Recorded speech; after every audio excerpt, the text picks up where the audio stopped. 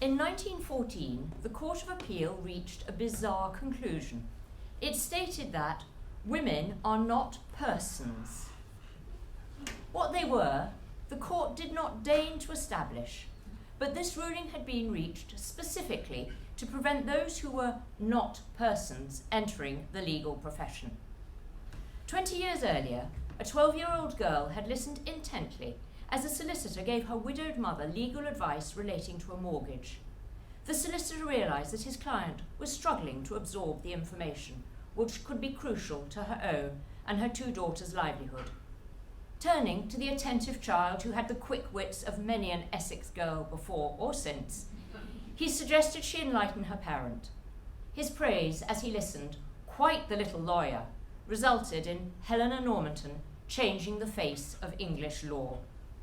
But, unlike many who enter the legal profession, no silver spoon was placed in Helena's mouth when she was born in 1882. No long line of lawyers would ease her path into this patriarchal occupation. Her piano tuner father's suicide, when Helena was 4 years old, resulted in his widow turning their home into a boarding house. Irrespective of the solicitor's comments, Helena knew that studying law would be pointless. However bright she was, the doors of the legal profession were firmly bolted against women. So, like thousands of other young women of her class, 17-year-old Helena registered as a pupil teacher, entering Edgehill College, Liverpool. Life in the classroom was not plain sailing.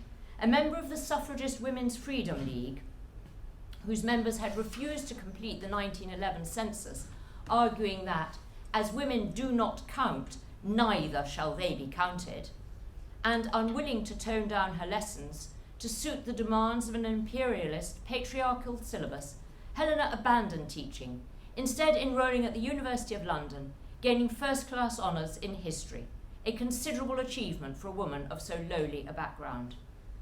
That she was thinking seriously about the law first became apparent in early 1913. A snippet in the February 13th Coventry Evening Telegraph informed readers that the application of Miss Helena Normanton, B.A., for admission to the Middle Temple as a student is to be considered by the Petitions Committee.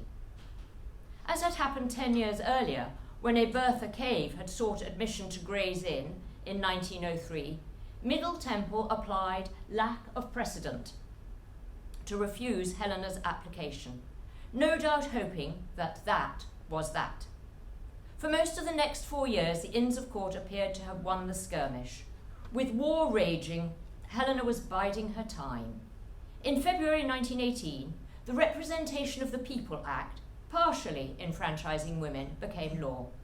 In March, she made her next assault on the bewigged gentlemen of the bar, or benchers as they were known. The suffrage newspaper, The Vote, reported how the self-governing benchers who control the rules and regulations of the bar and who are outside the jurisdiction of Parliament had rejected her. Somewhat surprisingly, the fairly right-wing Illustrated War News felt that Middle Temple's latest rejection was newsworthy enough to report it at length and include Helena's photograph. Determined to keep the concept of women barristers in newly enfranchised women's thoughts, Helena wrote a series of articles emphasising the multiple areas of domestic and working life where women need the protection of the law. She reminded women of what, being represented by men, judged by a man who guided a jury comprised of men, could mean for women, and how mothers of a wronged girl child, injured wives, needed women to give them legal advice or to appear in the courts for them. How badly women could be served by the law will be revealed later in this talk. Still, the members of the bar refused to budge, and on the 23rd of February 1919, Helena received a further rejection couched in suitable legalese. It had been decided that by common law there is a disability on the part of a woman to be admitted as a student to an Inn of Court with a view of being called to the bar, which disability has not been removed by statute. Furthermore, harking back to the old precedent argument, I think we are all of the opinion that we cannot make a precedent or suggest to the Inns of Court that they alter the course of practice, which has now lasted for some centuries. We do not think it necessary to give any other reason than there is no precedent for such a proceeding. End of story. Or maybe not. Helena began speaking across the land, explaining that her admission was not a vanity project, but driven by the conviction that women needed the opportunity to be represented by women. Quoting letters from individuals like Millicent Blewell-Stone, whose litany of abuse included marital rape, not then recognised in law, and her husband's refusal to provide her with money to feed her children or herself. Advised by a solicitor that there was no redress except to go to the High Court, which she could not afford, or to divorce him, again too expensive and obviously a feisty woman, she did not wish to give him that freedom, to whom could she turn? Millicent begged Helena to continue her fight and stop this kind of living torture and slow murder. The women of England are not catered for in the laws man-made, or become the victims of unprincipled or amoral men. Even when in April 1919 the Law Society passed a resolution, in view of the present economic and political position of women, in the opinion of this meeting, it is expedient that the obstacles to women's entry into the legal profession should be removed, the Inns of Court benchers begged to differ. No female would enter their hallowed precincts. The Sex Disqualification Removal Act, making it illegal to ban people from jobs based on their gender, was slowly making its way through Parliament. This would perforce pave the way for women to enter the bar.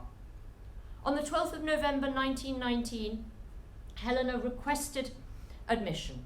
A further refusal followed. Her admission must stand over until the Act actually becomes law, which it did on the 24th of December 1919. The parliamentary ink was hardly dry when Helena arrived at the Middle Temple, demonstrating admirable forethought and thus ensuring that she notched up the first of her many firsts. Rather than making a new application, she merely retrieved her former one, thereby making her the first of several 1919-1920 women to be admitted to an Inn of Court. One strange and continuing bar requirement is the need to eat 36 dinners within the Students' Inn. In early 1920, Helena sat down to eat the first of these repasts. The press had a field day. The first woman to dine with benchers for 300 years, the last being, as Helena herself reminded colleagues, good Queen Bess, who danced with the Templars, having made merry on their fare, and with some of the Templars. Whether Helena found the pea soup and plum pudding to her taste, the sketch newspaper, which gleefully covered the proceedings, does not reveal, although it noted that she was wigless. Despite this lack of head covering, the benchers survived the ordeal of women breaching their hallowed dining and even their library precincts. However, they weren't very equipped for women to join, because Mr. has to be crossed out and replaced with Miss. Called to the bar in October 1921, Helena's path to advocacy proved a depressingly stony one. Perhaps it would be naive to expect it to have been otherwise. Discrimination by courts, clerks, and solicitors was never far beneath the surface. A further significant disadvantage was, coming from metropolitan Essex and from the lower ranks of the lower middle class, indeed barely one notch up from the respectable poor, she had no social network of support or public school cronies upon whose contacts she could draw to offer or find her a pupillage. If, under the law of the land, legal chambers now had to accept female applicants, they were determined to make their lives as awkward as possible. Some chambers were so reluctant to take women that they even cited the lack of female lavatories as the reason places were not offered. Newly called barrister Hannah Cross had to undertake to use the public lavatories in Lincoln's Inn Fields before she was accepted as a pupil. The lack of sanitary facilities for women was, in fact, the most frequent reason given for rejecting early female applicants for jobs in law firms. Tempting though it is to digress on the subject of women's loos, I won't, because a whole talk could be given on what has been called the urinary leash, the way Victorian men fought against providing public toilets for women to ensure that they could not go far from home. So, arguably, Hannah was lucky that there were at least women's public loos in Lincoln's Inn Fields. Helena Normanton, meanwhile, was about to notch up another first. On the day she received her continuing legal education diploma, she married a Gavin Watson Clark. Soon, another announcement took newspaper readers by surprise. England's first female barrister would continue to practice under her maiden name. She would practice as Mrs. Normanton. To do so, she had to petition the benches of all 4 Inns of Court, who, somewhat surprisingly, actually acquiesced. Helena saw her name as integral to her identity as a person. She was not merely wife of. She had fought her battles as Helena Normanton, not as Mrs. Clark, and it was as Mrs. Normanton that she would practice. As she pointed out, Henry VIII at least had the decency to leave Anne Boleyn with her own name, even though he took her head.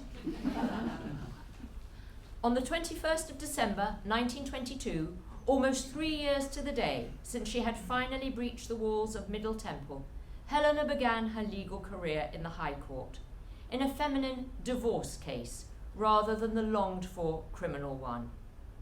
Her opening words, whilst in themselves nothing unusual, were the very first uttered by a woman barrister in this hallowed legal space. "This is a wife's petition, my lord, for dissolution of marriage on the ground of adultery and desertion for 2 years and upwards." Referred to as an historic occasion by more than one paper, several of which drew comparisons with Portia, some mentioned the newness of her wig and her stiff white collar. English legal history had been quietly made. Interest in her name was fanned when she requested that a passport be issued in the name of Mrs. Helena Normanton. With the request refused, she went to the chief of the legal department of the Foreign Office, who said that, "As I had won recognition from the benches of the Middle Temple to be a barrister at law in my maiden name, I was entitled to a passport." In December 1924, she became the first married woman to travel on a passport issued in her maiden name, crossing the Atlantic for a lecture tour. The Westminster Gazette was cock-a-hoop that she had succeeded where American women who had been lobbying for a similar outcome had failed. During this tour, a journalist, Ruby Black, contacted her. This American citizen was eager to challenge the ruling Woodrow Wilson had brought in during the war that a married woman could only be issued with a passport in her husband's name. Black riposted that she did not want to travel under an assumed name. Although she played down her part in Black's successful appeal, Helena appeared as a witness for Black, subsequently lodging a bulky brief with the American Secretary of State, another female first. In March 1930, Helena became the first woman to appear for the defence in an attempted murder trial, defending 23-year-old Leslie Ainsley, charged with the attempted murder of his wife and his father-in-law. This rather sad little case attracted extensive press coverage due to her spirited defence, delivered in an incisive, soft and silvery voice. With the press rejoicing in the outcome achieved by this modern Portia, she and her female colleagues by now were heartily sick of constant comparisons with Portia, not to mention the column inches devoted over the years to their appearance. Gaining admittance to Inns of Court and being called to the bar clearly had not led the press, or indeed the judiciary, to becoming gender blind. Portia smiles on male counsel was undoubtedly not the headline she had dreamed of. Her considerable achievements were being subsumed into those of a character in a 17th century play. 24 years later, still notching up firsts, she became the first woman to prosecute in the murder trial Rex versus Sloane. He was found guilty. Divorce continued to interest her, which may be why she accepted the brief for the bizarre December 1933 case of Benson versus Benson. Appearing for the petitioner, a now more confident Normanton, whose wig was commented upon as being less white, explained that the petitioner's husband was undergoing 7 years penal servitude for the attempted murder of his wife. She requested divorce. The case depended on Helena proving adultery had been committed prior to his imprisonment. Had she failed to do so, the contemporary law was such that divorce would have been disallowed. As Mr. Justice Swift neatly pointed out, cruelty and attempted murder and 7 years penal servitude are, in this country, no ground for the wife to obtain her freedom from her husband. But fortunately, in this case, she satisfies me that his activities as a man were not solely confined to wife-beating and ill-treating and attempting to murder her, but they were directed to procreating children by another woman. The case was a further reminder of women's ongoing lack of rights, and Helena campaigned vigorously for more equitable divorce law. By breaching the walls of the Inns of Court, by being called to the bar, by becoming solicitors, women had successfully demonstrated their personhood. But as far as divorce went, the scales were heavily weighted against them. Helena was determined to make the law more accessible to women. 1932 saw the publication of her 415-page Everyday Law for Women, the first legal text written by the first English woman barrister. Reviewers agreed that the text justified its claim of covering every aspect of a woman's life from the cradle to the grave and should become a standard reference work for women. It contains hidden gems, such as wedding presents form part of the wife's estate, irrespective of which side gave them, whilst in a broken engagement, the woman can keep the ring if the man breaks the engagement. By 1934, speculation abounded. Would she be the first female barrister to take silk? Sadly, it would take another 15 years to fulfill this ambition. Finally sharing the accolade with Rose Heilbronn, a trailblazer from the next generation of female barristers, whose path Helena had done so much to smooth. With official recognition that she was one of His Majesty's Council learned in the law, it was time to hand the torch to a new generation who would continue the struggle that she had initiated in 1913, when seeking to demonstrate that a woman was indeed a person, and to establish that vital precedent which would allow women to enter the legal professions. If by the end of the 1920s, female barristers were now tolerated, one area related to crime where women were flourishing was in crime writing, and the two doyennes of what would be referred to as the golden age of crime fiction were, of course, Agatha Christie and Dorothy L. Sayers, who was born in Oxford in 1893. In 1930, she moved to Witham, where she lived for the remainder of her life, making her at least an honorary Essex woman. Let's start in July 1915, when two male Sayers relations returned from the carnage of the Great War. Writing to a friend, she explained, "I'm rather glad they've gone, as they were suffering from nervous breakdown." She could not have guessed how this condition would come to mark both her private and her professional life. Her reaction was not unusual. For most civilians, what would become known as shell shock was incomprehensible, threatening, poorly understood. Despite her relative's plight, the war impacted little upon Dorothy's life. Studying at Somerville College under the academic Emily Penrose, who believed that academic rigour was every bit as important for women as it was for men, and living in an Oxford almost denuded of male undergraduates, she began to hate the everlasting war talk. She rapidly rejected nursing. "I should hate nursing, hard labour and horrors." Or even, unlike a number of fellow students, she abandoned the idea of working with the Quakers in France. Instead, she pursued her studies in modern languages and medieval history, despite the fact that Oxford was seemingly turned into an open-air hospital. she achieved the equivalent of first-class honours. Oxford actually only conferred degree status on women in 1920. Sayers was amongst the first graduands. Cambridge, by the way, took until 1948.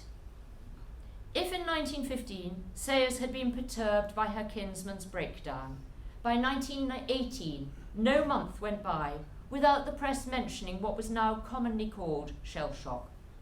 With demobilisation, searching questions needed to be asked about the condition with its far-reaching consequences and profound social implications. The harsh post-war world was at its harshest for neurasthenics, as Dorothy would discover. The 1916 Lunacy Act remained definitive statutory provision under which, in appropriate circumstances, traumatised veterans would be incarcerated in lunatic asylums. The 1919 Mental Treatment Amendment Act stipulated that all ex-servicemen confined in mental war hospitals under martial law should be committed without right of appeal to asylums operated under the Ministry of Pensions, making many sufferers and their families hesitant about seeking help. Although the June 1922 report of the War Office Committee of Inquiry into Shell Shock acknowledged that many healthy young males had suddenly begun to develop symptoms of neurasthenia, some medical witnesses remained deeply sceptical. By the time this report was published, shell shock had started to underpin Dorothy's work. In October 1920, with few employment prospects, she moved to London and began working in an advertising agency, where she remained for the next decade. By July 1921, a certain Lord Peter Whimsy, loosely based on a Roy Ridley whom she had known at Oxford, had walked into her imagination. Despite subsequent efforts to rid herself of him, he refused to depart. She began her first novel, Whose Body?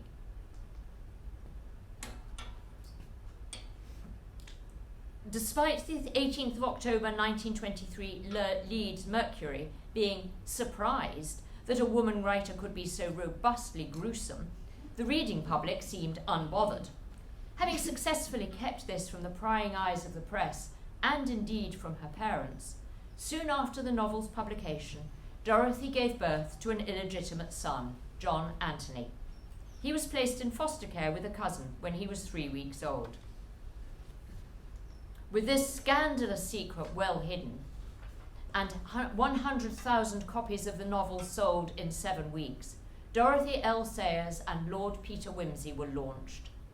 What reviewers overlooked in their fulsome praise was her understanding of neurasthenia, for in this first novel, despite the noble sleuth being something of a foppish ass, she had presented a character flawed by his own internal wounds. Whilst the Whimsy novels may be read on the level of whodunits, for the perceptive reader, Whimsy challenges and disturbs, providing a reminder that not all war wounds are physical. Whimsy's neurasthenia would prove prescient. Sometime around August 1925, Sayers met Matt Fleming, a divorced, archetypal Fleet Street man, whose earning capacity was in increasingly inverse proportion to his neurasthenic issues, leaving Dorothy as the main, almost sole breadwinner, which, in the 1920s, many men saw as a slur on their masculinity. How aware she, or even he, was of his shell shock is unclear. They married on the 13th of April 1926. In a July 1926 letter, she tells her mother, Mac had been badly gassed in the war, adding that, in such a situation, one cannot expect to go on quite as usual. Time would reveal that doctors don't seem to be able to do much about his condition. When Dorothy began writing about her shell-shocked sleuth, she may have understood the condition in theory. Its impact upon her life would soon become increasingly apparent.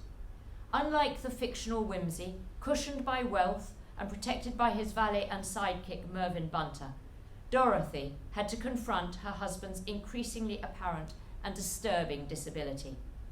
With Mac ever less reliable at work, it was hard to maintain the fiction that she merely earned pin money whilst at the same time his fits of temper mean it isn't easy for me to get any work done. Her most devastating account of a wife's lived reality of shell shock occurs in the unpleasantness at the Bologna Club, unpleasantness stretching far beyond the club where the murder occurred. That this novel will be steeped in the Great War can be adduced by the relevance of Armistice Day to the plot. The character of George Fentiman, who closely resembles Mac, he is cruel to his wife Sheila, who supports him financially. Fentiman is bitter about the modern girl. That's what we fought the war for, and that's what we've come back to. Delusional, leading him to confess to a crime he has not committed, in itself recognised neurasthenic behaviour. A plea of shell shock for criminal actions had become an acceptable defence in law. The scenes between the Fentimans undoubtedly unflinchingly mirror those in Dorothy's household, including Fentiman's tummy, which, like Mac's, was often feeling rotten. The reader can only admire the beleaguered Sheila who, like her creator, stood by her increasingly unpleasant and at times violent husband. For Sheila, for Dorothy, and for thousands who have lived with a shell-shocked veteran, anger is the third, omnipresent member of the relationship. There are strong hints that on these occasions Dorothy was frightened. Mac could go into such a frightful fit of rage that one gets really alarmed. Advising her cousin Ivy, to whom she was writing, don't refer to this openly. A decade after the armistice, men like Mac, the fictional Fentiman and Whimsy, were constant, guilt-inducing reminders of those who, in war poet Eva Dobell's words, had given their precious wits. Whilst the physically maimed were visible, mental wounds could be more frightening, as these could erupt at any moment, even in the most charming of sufferers. Lord Peter Whimsy's heartbreaking courtesy was punctuated by fits of exigent and exhausting passion. In his bitter 1918 poem Glory of Women, Siegfried Sassoon poetised those wounded in a mentionable place. Dorothy dares to foreground what it was like both for those wounded in less mentionable ways, as well as those whose lives were blighted by others' wounds. In Unpleasantness at the Bologna Club, Sheila's brother-in-law doesn't know how she puts up with George. One wonders how the same about Dorothy, with Matt's increasing dependence on the bottle and his temper, which had always been capable of violence. Like their creator, both Sheila Fentiman and Harriet Vane, Whimsy's eventual wife, whose razor-sharp intellect and Oxford education mirror Dorothy's own, are helpless bystanders as battle is waged in this endless, exhausting struggle. Unlike Fentiman, and indeed Mac, in the last full-length Whimsy novel, Busman's Honeymoon, the noble sleuth and flawed hero finally reveals his weakness.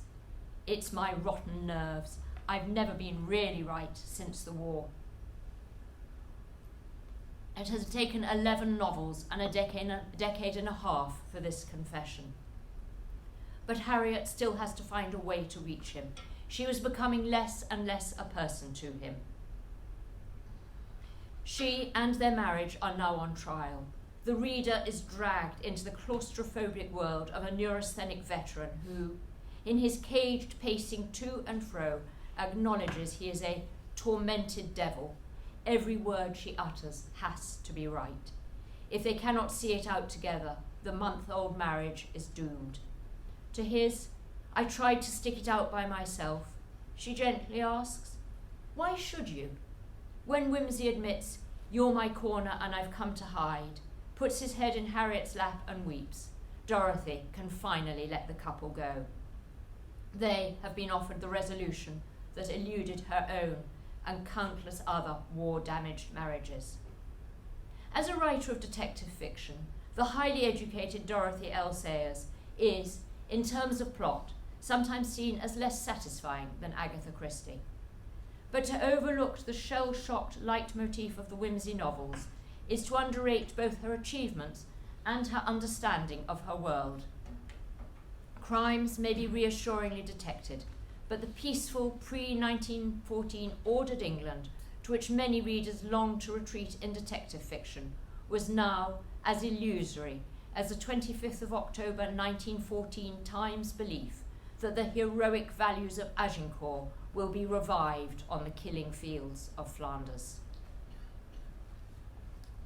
In 1930, having undertaken some of the writing in Witham, Dorothy L. Sayers published The Documents in the Case, her only full-length detective novel not to feature Lord Peter Whimsy. This was loosely based on a case that had been concluded some 7 years earlier, when the newspaper boys screeched out that the verdict on the Ilford murder was in. In December 1922, in the presence of Mr. Justice Shearman, Edith Thompson and Percy Bywaters were charged on 2 counts with the murder of Edith's husband Percy on the 4th day of October 1922 in the county of Essex, and of conspiring to murder. The murder and subsequent trial had filled miles of newspaper columns. Its ramifications reached far beyond 3 individuals hopelessly trapped in a love triangle.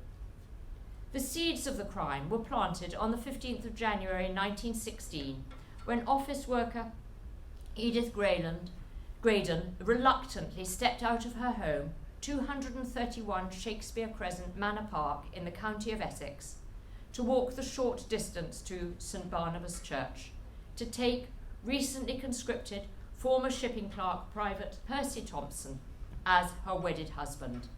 Little did either of the actors or bystanders realise that this was the prologue to a Shakespearean tragedy which would rock the nation. War bride Edith was forging a successful career at Aldgate Milliners, Carlton and Prior.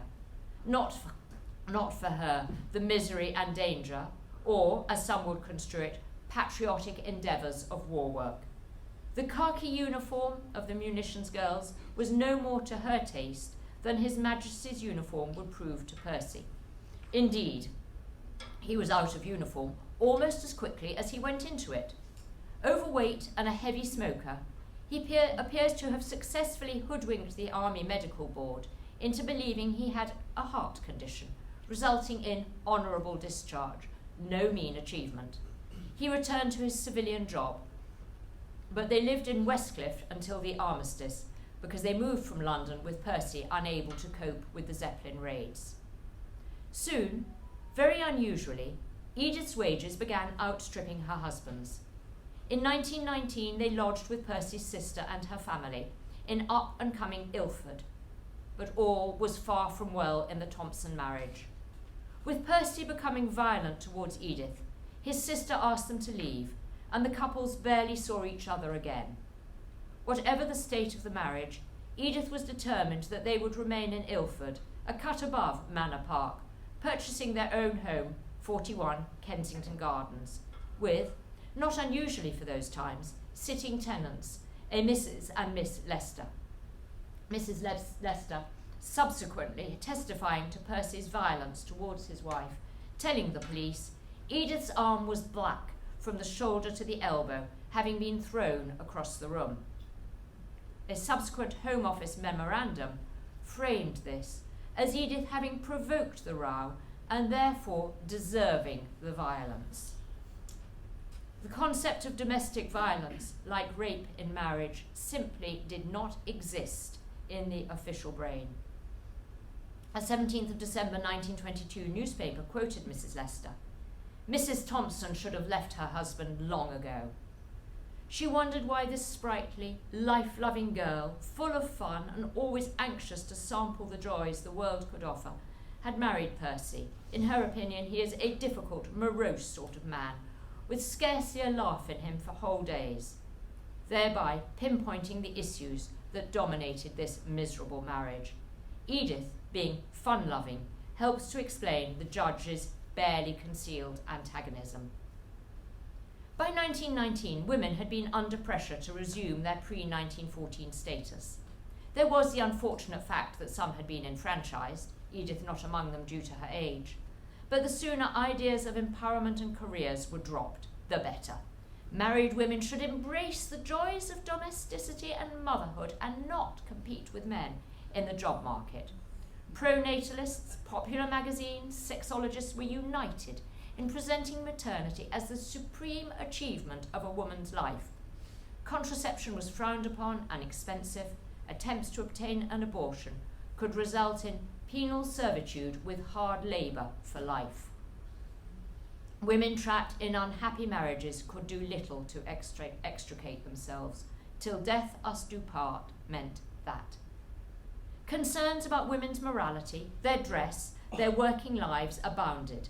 Similar to the now derogatory term Essex girls, the 1920s print media dubbed young women, young, aspiring, frequently successful women as flappers.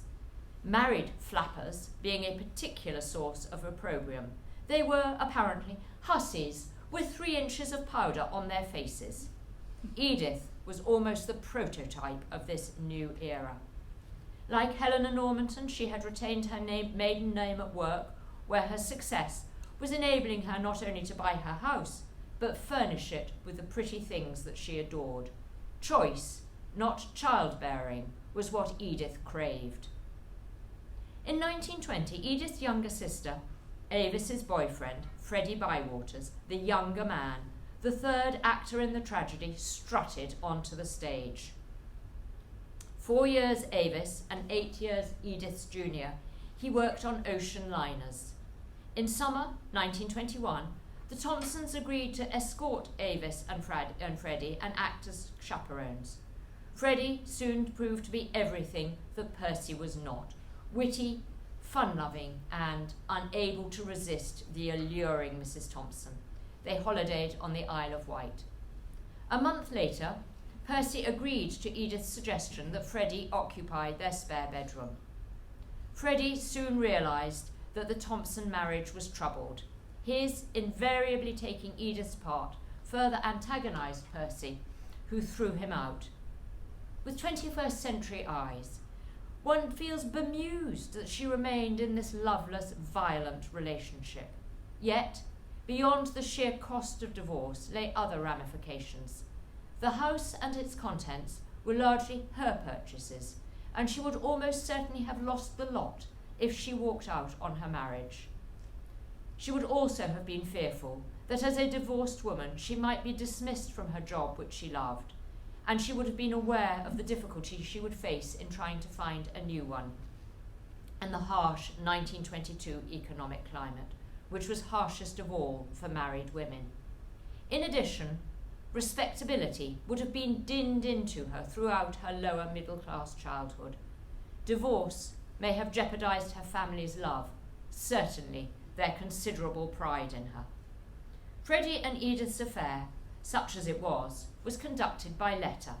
He travelled the world with P&O, always writing to her work address from exotic places. For Edith, living primarily through the fantasy of popular romances, these clandestine letters, which she was always careful to destroy, may have helped her to escape the humdrum Ilford, Fenchurch Street, Aldersgate routine. He, against her instructions, did not destroy her letters. Had he done so, it is probable that the anonymity that her family always craved would have been her lot.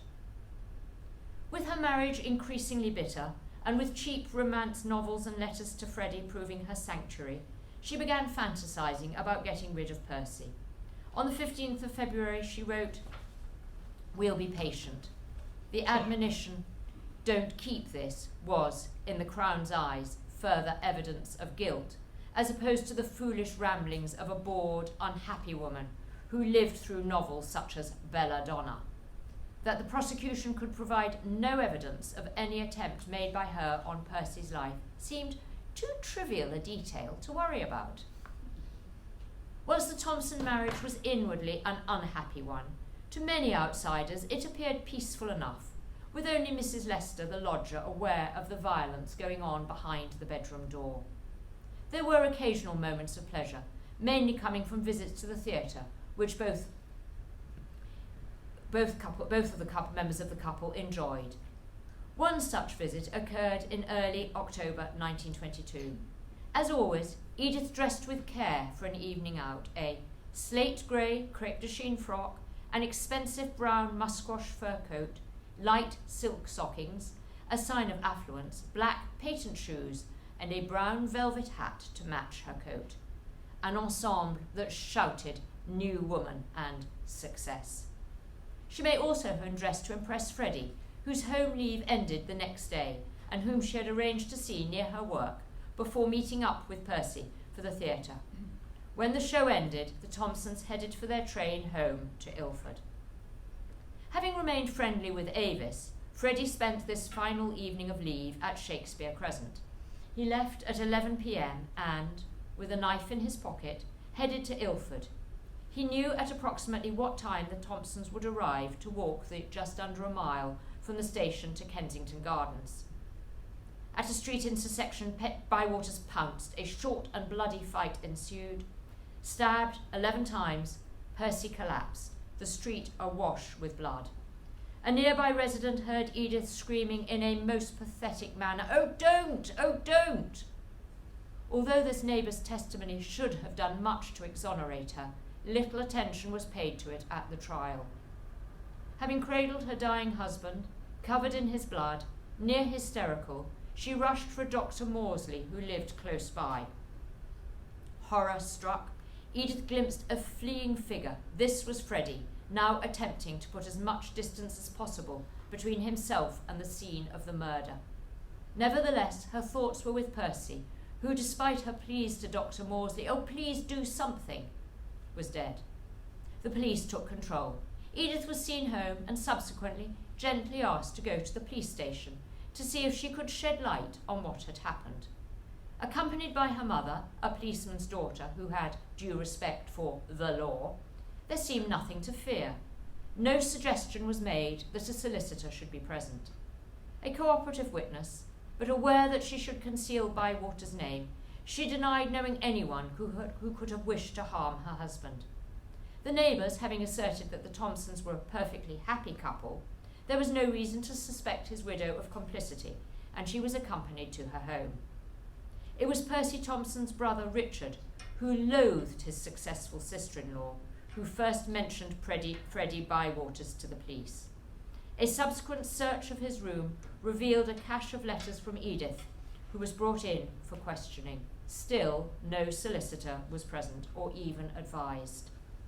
With references to domestic violence overlooked, Chief Inspector Wensley felt that the case had moved on nicely, with Percy barely 24 hours dead. With the murder weapon having been found and the evidence against him irrefutable, Freddie was astounded when he learnt that Edith was being charged. Why her? Mrs. Thompson was not aware of my movements. The drama being played out inside Ilford Police Station soon riveted the country, as the pair were charged and remanded at Stratford Police Court. "Ilford murder!" shrieked the headlines up and down the country, as the couple were tried by the Court of Public Opinion long before they appeared at Old Bailey's No. 1 court. A more cautious 6th of October Times reported how Edith, widowed only 72 hours earlier and now charged with a capital offence, was helped into court by a female attendant. She was provided with a chair and sat with her limbs trembling and hands clutching her garments. When she left court, she had to be practically carried out. At the end of the hearing, Bywaters requested legal assistance, which surely should have been advised at the beginning. If the Times appeared relatively sympathetic, not so most newspapers. It was as though male proprietors were unleashing all their pent-up fury at the new emancipated woman that Edith had come to epitomise, fun-loving, flirting, dancing, putting the war years behind them and seemingly revelling in their freedoms bought, it was argued, with the blood of those who now lay in Flanders fields. Having dared to glory in her femininity, now she would pay the price. To Sunday Express editor Sir James Douglas, Edith was the creation of an hysteric and hectic age.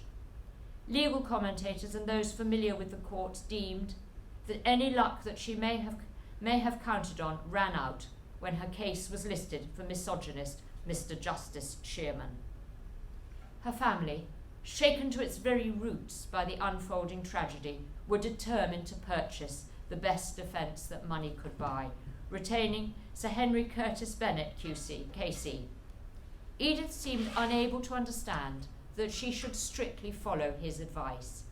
He knew that without her in the witness box, the prosecution's case against her would be weakened.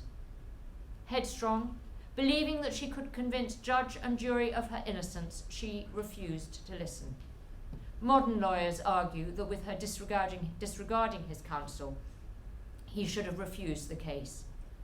Dressed carefully in sombre clothes, with her now cleaned musquash coat and black velvety hat with black quills, as befitted her widowhood, she was the principal player in this melodrama, which crowds struggled to attend, even paying the unemployed £5, about £230 in today's money, to stand all night to reserve them a place when the doors opened. This, several newspapers considered, the decadence of public taste. After 5 long days, which consisted of sordid dullness and squalid boredom, but which newspapers reported on in breathless detail, drawing parallels to previous capital cases, Shearman summed up. Legal observers immediately realised that Shearman was forcefully directing the jury. Only 2¼ hours were required. Avoiding the defendant's eyes, the jury filed back into court, some white to the lips, less white than Thompson, who had to be almost carried to the rail by 2 wardresses. Black-capped and white-gloved, Shearman twice pronounced the dread sentence. Both were to hang, their bodies buried within the confines of the prison, ending with the comfortless words, "May God have mercy on your soul," which, as they would be buried in unconsecrated ground, may have appeared to the devout a vain hope. Almost blaming all societal ills on this black-clad female representative of the rising lower middle class who had dared to purchase a home in suburban Ilford and whose type was threatening the social order, so the editor of the Sunday Times, Essex-born Edith Thompson, embodied what is fatally corrupt in a society which breeds this frame of mind in the respectable, drab, dull soul of ordinary, commonplace folk. How dared she, a product of the underworld of the humdrum clerks and the humdrum milliners whose life is lived on a few pounds, how dare she ache with romantic longing for release from her duty to her long-suffering husband and cosy home? No mention of his violence or her financial investment in this unhappy home. Baying for blood, Edith Thompson might end 2 decades of no woman being hanged, dawned on Grub Street, but not sympathetically. The price of equality of the vote was equality of the rope. The official line was that she could hardly be reprieved if Bywaters was not, despite his having incontrovertibly wielded the knife, whilst the only flimsy evidence against her were melodramatic letters from which only carefully selected portions had been read. Both defendants appealed the verdict. The new Home Secretary, Sir William Bridgeman's explanation to his mother that he hoped she would not be found guilty because I shall be flooded with petitions to let her off, proved ill-founded. Public sympathy had firmly abandoned Edith Thompson in favour of Freddie Bywaters and his gallant attempt to protect this supposed femme fatale. Even feminist papers such as Common Cause merely condemned the death penalty in principle. The appeal on the 21st of December that the verdict went against the weight of evidence, that the defendants should have been tried separately, that the judge had misdirected the jury was, as Edith was to discover, rejected. Both would hang. Held in the convicted cell at Holloway, 2 wardresses watched her round the clock. The state had to exact its revenge. No possibility of suicide could be entertained. The prison chaplain, Granville Murray, sought to extract a confession. This would ease the collective conscience. With nothing to confess, Thompson refused. Prison visitor Marjorie Fry, an ardent campaigner against capital punishment, tried to extract a confession. With nothing to confess, Edith Thompson refused. Outside the prison, Percy and Edith's desperate mothers were petitioning Queen Mary, even sending a reply-paid telegram to Sandringham in this Christmas season. But the state was determined to exact vengeance. All communications were passed to the Home Office and ignored. a Catholic priest, Canon Palmer, visited Edith. She asked prison governor and medical doctor John Morton that Palmer continue to visit her and be present at the end. The prison commissioners, to whom Morton cravenly forwarded the request, which he subsequently regretted, refused. Not being Roman Catholic, the uncomforting Murray would be her spiritual comforter. Bywaters requested permission to write to her. The prison commissioners refused. Finally, prison governor Morton confirmed the double execution date, the 9th of January 1923 at 9 a.m. State hangman John Ellis would be her executioner. A wave of revulsion now swept the country. The authorities, meanwhile, went calmly about their business, heaving a sigh of relief that at least the right-wing press remained on their side. The 8th of January Daily Mail helpfully published letters from celebrities praising the paper's commitment to the execution. The final act in the tragedy, or as some claimed, melodrama, was due to be enacted. Drugged with a powerful combination of sedatives and stimulants, no condemned prisoner could be comatose as they faced the noose. Edith had to be carried the 7 yards from her cell to the execution shed. A 4,000-strong crowd gathered outside Holloway. The newspapers had helpfully reminded readers, "Ilford execution today." A woman paraded outside the jail carrying 2 sandwich boards. One read, "If this woman is hanged, the judge and jury are murderers also." The other read, "You cannot abolish murder by murder." Mounted police were on hand for crowd control. 9 o'clock struck. Finally, a very pale and distraught Chaplain Murray left the great gates and entered the vicarage which was within the prison courts. He would henceforth campaign for the abolition of the death penalty. At 9:33 a.m, the official notice stating that the execution had been carried out was posted outside the prison. Those who, irrespective of what emotions had driven them to the walls of Holloway, wandered back to their mundane lives, may have thought that with the state's vengeance enacted, the curtain had finally dropped on the Ilford murder. It had not. The epilogue would carry on for close on a century. Now, the press did a volte-face. Newspapers which had rushed to condemn Edith urged readers to be outraged. Comforting themselves that this was the reaction of a nation that had bayed for blood and discovered that it did not like what it had wished for, the authorities hoped, fruitlessly as it turned out, that the public would soon be distracted. Showing the shape of things to come, Edith Thompson refused to lie still. In 1923, notable British trials asserted her innocence in unemotional terms, arguing that the claim of incitement to murder had never been proven in court. The guilty verdict, let alone her execution, was a gross miscarriage of justice.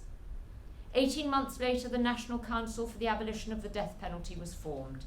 In 1930, prison chaplain Granville Murray, who left the prison service shortly after the execution, gave evidence to a select committee on capital punishment. He asserted that the death penalty was torture. Furthermore, there is always the possibility that an innocent person may suffer the gallows. A fallible tribunal should not confer an irreparable penalty. Thinly disguised, the case featured in fiction, unsympathetically in E.M. Delafield's Messalina of the Suburbs and Dorothy L. Sayers' The Documents in the Case. Then the mood shifted, with Fryn Tennyson Jesse's 1934 A Pin to See the Peep Show, one of the most gut-wrenching and harrowing novels I have ever read.